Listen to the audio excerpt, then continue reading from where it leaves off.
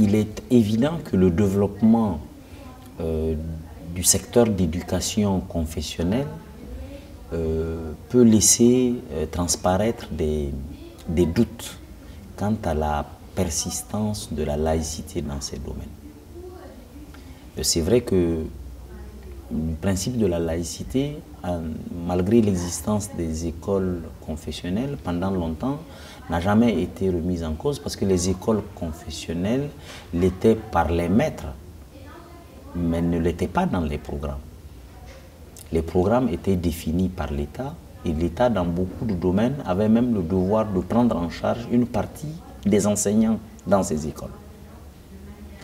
Ce qui change, c'est qu'avec disons, la crise de l'État et ses faibles capacités de régulation, on assiste peut-être à une plus grande marge de liberté dans la définition des programmes et dans leur mise en œuvre par ces secteurs d'éducation, disons, qui relèvent ou de l'islam, ou du protestantisme, ou du catholicisme, pour ne citer que cela. Parce que finalement, ces écoles de type confessionnel sont très nombreuses.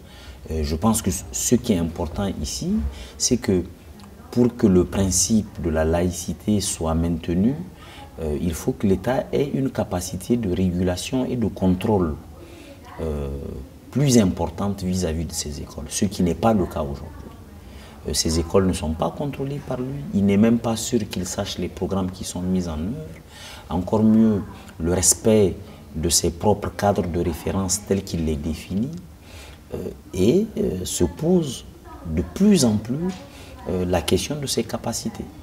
Au fond, depuis une trentaine d'années, on a assisté à la décapitalisation de l'État dans le secteur de l'éducation, mettant ainsi un doute sur sa capacité à suivre et à réguler ce secteur, y compris quand il se déploie dans le secteur de l'éducation qui est pris en charge par un certain nombre de confessions.